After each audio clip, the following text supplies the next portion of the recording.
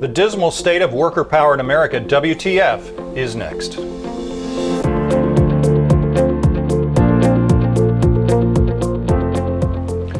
Last week, a report written by more than 70 professors, labor leaders, and activists issued what the American Prospect called an SOS for America's workers. The 125-page report calls for making it vastly easier for American workers to unionize and partake in industry-wide sectoral bargaining. In other words, everyone who builds a specific widget, no matter for what company, even if it's for a dozen different companies, gets to bargain for the same contract. The report also calls for an end to frightened, at-will employees who are afraid to speak up, saying that workers should only be fired for just cause. It is a cry to all the politicians of both parties to immediately take action to fix the dismal state of employment in America before it is too late. And it slams corporations for their willingness to spend endless amounts of money on keeping workers' voices mute. The report cites a study that was written in 1971 by Lewis Powell to the right-wing U.S. Chamber of Commerce, which complained that the free enterprise system in America was under vicious attack. That report laid out a detailed plan for corporate America to spend heavily on books and pamphlets, and to fund think tanks and speakers bureaus, and to gain the ear of college professors and advertise heavily to beat back its corporate critics, most noticeably to beat back the unions. And it worked. That was a plan in 1971. The report last week calls, in essence, for the pendulum to swing back in the other direction. Do you remember these guys?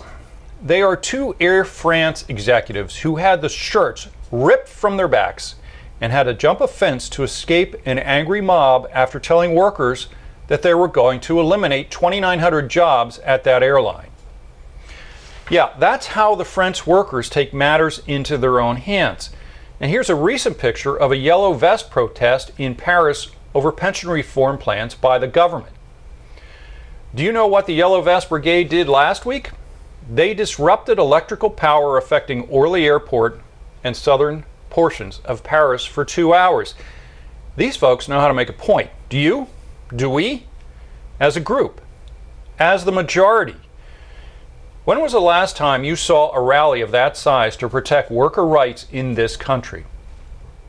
Workers in France are 98% unionized. In Sweden, it's 90%. Germany has 56%. Canada and Britain both 28%. Yeah, I know. They have problems too. Well, every country has problems. That's just an excuse to sit in front of Twitter all day and complain. Yeah, well, where exactly has that gotten workers in America in the last 50 years? It's gotten us winning the race to the bottom. That's where it's gotten us. Some of you may have seen the hashtag I often use on social media, which reads hashtag majority rule. Do you remember on the playground during neighborhood games, there was always that kid who would cite majority rule, meaning that the majority of the kids who wanted to play by a certain rule got their way. We are the majority. And by a huge long shot, folks, we are the majority. The problem is, we don't act like it. Do you know that your Republican senators don't even listen to your polling numbers if you aren't in the upper 2/3 of the income bracket?